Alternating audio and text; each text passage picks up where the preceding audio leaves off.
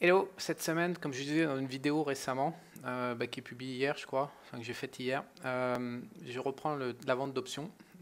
C'est vraiment le trading que je préfère, avec lequel je suis le plus confortable. Et cette semaine, ça me montre à quel point, en fait, c'est vraiment ça dans lequel j'estime qu'on a le plus gros atout, enfin du moins pour mon cerveau, c'est ce qu'il y a de plus adapté. Donc cette semaine, on a le SP500, donc sa caractéristique, on arrive de plus bas, mais sa caractéristique, c'est qu'on a fait une longue attente pendant 4 jours, grosso modo. Et puis le cinquième jour, on a fini par bourrer. Donc, grosso modo, enfin bourrer, 0,81%, c'est pas bourré, mais grosso modo, on est sorti par le haut pour aller chercher le plus haut historique d'ailleurs. Alors, qu'est-ce que j'ai fait? J'ai tout simplement commencé par prendre une position ici. J'ai acheté, donc sur mon compte, je conserve une ligne toujours de 100 000, que ce soit pour le Nasdaq ou le SP500, pour du trading sur indice. Comme je le disais dans une autre vidéo récemment, tout ce qui est trading d'actions, et je le passe maintenant via les secteurs. Je n'apporte plus du tout les actions via l'indice. Mais par contre, j'ai toujours, par rapport aux classes d'actifs, j'ai toujours des modèles, j'ai même développé des outils de plus en plus pertinents pour intervenir en heure par heure sur SP500. Et donc, je conserve une ligne de 100 000 $ sur le SP500. 100 000 $, 100 000 $, ça fait 400 SPI en fait. En ce moment, je joue avec 400 SPI. Voilà. Donc, cette semaine, j'ai acheté ici. C'était 289 et quelques. Donc, qu'est-ce qui s'est passé après?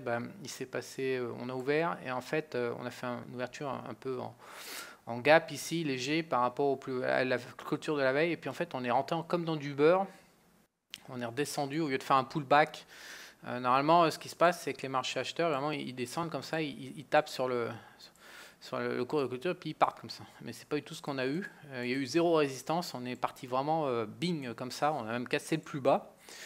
Donc évidemment ici, c'est là où il faut avoir son timing, parce que quand on commence à casser les plus bas, qu'on est en bas de range, on commence à se poser des questions, s'agit-il d'un début de retournement ou s'agit-il juste du bruit en correction latérale? Les marchés sont en train d'attendre avant de redémarrer à la hausse.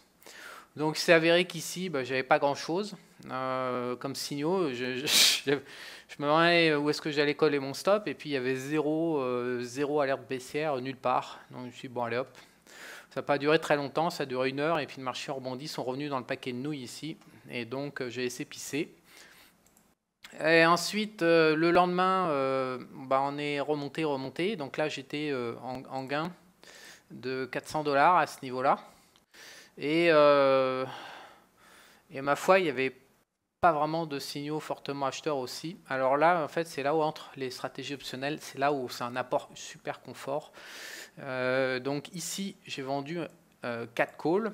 Je vous rappelle qu'en fait, les calls traitent par 100 en fait. Donc quand on a 400 SPI, on vend 4 calls. Donc j'ai vendu à 290 sur le SPI, 0,7, j'ai touché de prime. Donc ça fait 280 $ encaissés. Donc j'en suis là, et en fait c'est là où ça va devenir intéressant. C'est que le lendemain on a ouvert, enfin c'était après là il y a eu vendredi saint, c'était fermé, donc ça a ouvert là. Et ici, donc en l'espace de 3 fois rien, avec une baisse genre de 0,20%, c'est-à-dire quéquette, et je me suis retrouvé avec un gain, je sais parce que je l'ai pris, je crois, de 171 $. C'est-à-dire les 2 tiers de la prime s'étaient évaporés. Et c'est bien ça ce que je vais vous présenter aujourd'hui, parce que je faisais pas ça avant, je vendais des options à plus long terme. Là, j'ai vendu à option 1 semaine, 6 jours il restait, 6 séances. Et ça change toute la donne, tout simplement parce que quand on vend des options, généralement, les paris, je crois, c'est 94% de probabilité de gagner. Donc ceux qui achètent des options, ils ont que 6% de probabilité de gagner. Il faut qu'ils aient raison tout de suite. Parce que sinon, la valeur temps va décliner, selon si l'échéance est lointaine ou pas, la valeur temps va décliner. Mais en vendant une option très courte, très rapprochée, cet effet est totalement démultiplié. Donc la probabilité que le vendeur d'options gagne, sachant qu'en plus, je vous rappelle que dans mon cas de figure, je suis déjà acheteur sur le fonds en cash. Donc mon option déjà me coûte rien en couverture, puisqu'en fait, je suis juste en train de mettre 4 calls en face d'une position acheteuse en cash, donc c'est neutre.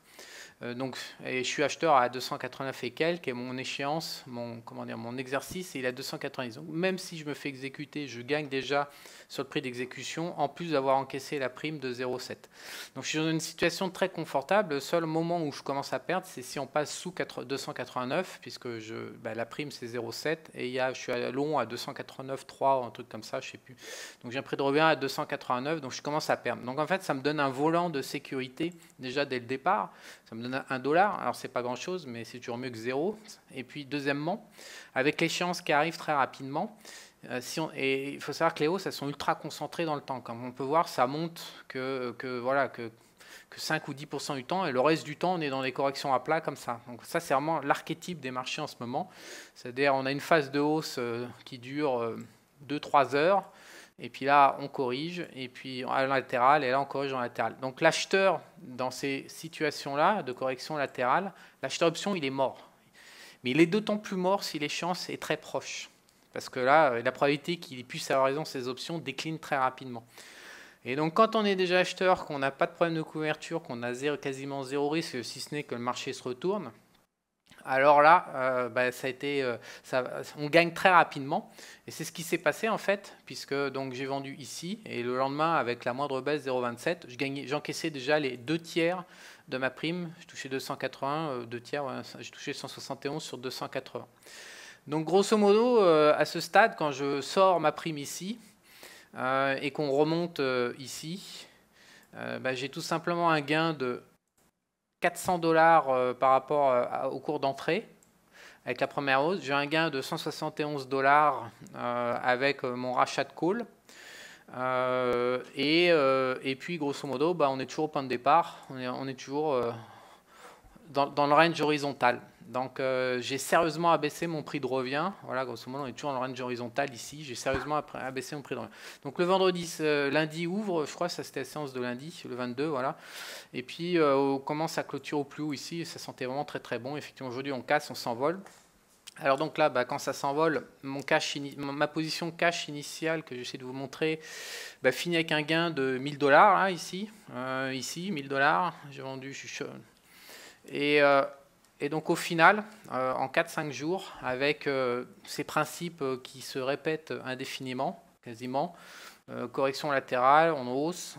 Donc évidemment, il faut maîtriser tous les outils pour savoir qu'on est en tendance haussière et non pas en tendance baissière. Donc, et évidemment que quand on débute en bourse, j'ai bien conscience, quand on débute en bourse, on n'a même pas le recul des outils qu'on emploie, et surtout on y accorde un peu une confiance aveugle. On ne sait même pas pourquoi, quand ça gagne, comment ça perd, pourquoi l'outil il permet d'avoir un avantage sur le marché ou pas d'ailleurs. La plupart du temps, est-ce que c'est un avantage passager ou est-ce que c'est un avantage durable? La plupart des traders qui débutent, ils ne savent pas. Et donc évidemment, quand ça se dérègle, ils prennent dans la gueule, et méchamment. Donc évidemment qu'avec la durée, ça fait 25 ans que je fais les marchés, évidemment que la durée, ça nous offre un atout considérable. C'est que les outils qu'on développe, à la fin, on a tellement marre de chercher, de mettre en place des nouveaux outils en permanence, qu'au bout d'un moment, avec les années, on veut que des outils qui représentent la structure des marchés, et puis on entre et on sort en fonction des fenêtres de tir qui sont favorables ou pas, et puis basta, on ne cherche plus midi à 14h encore une fois. Donc évidemment que en ce moment, la tendance est fortement haussière et il n'y a absolument rien qui justifie une baisse. Alors évidemment que quand on a une situation comme ça, c'est plus facile quand on a l'expérience de savoir que réellement il y a un vrai avantage sur le marché à prendre une position comme ça de $5000 et puis de faire en 3 jours là, une vente de call, un achat, une revente de ETF. Donc au final, je prends $1500 pour une mise de fonds de $120 000, donc ça fait 1,5%, quoi, 1,5%. Alors ça a l'air rien, mais en même temps en Europe, je vous rappelle que c'est ce que vous gagnez en un an.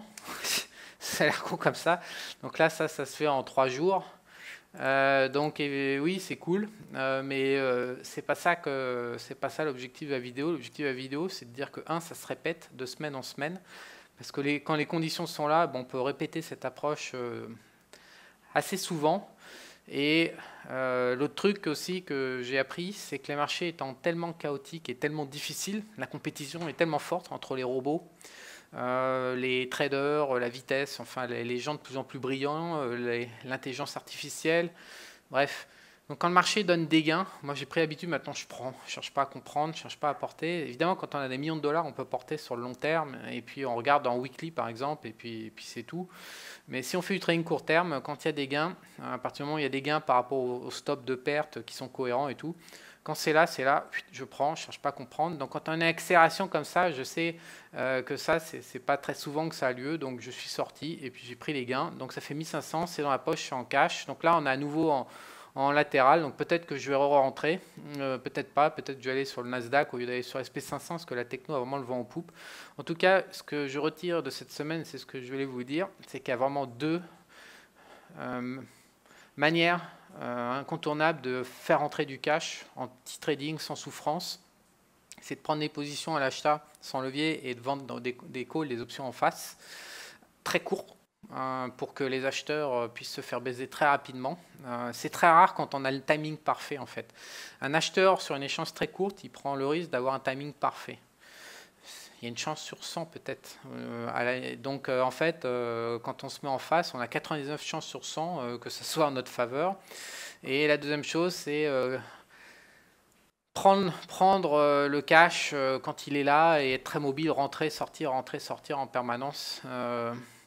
Les frais de transaction sont minimes. C'est ridicule, les frais de transaction, ça coûte que dalle aujourd'hui. Donc autant en profiter pour être mobile et cacher, transformer le latent en cash réel sur le compte et passer à autre chose.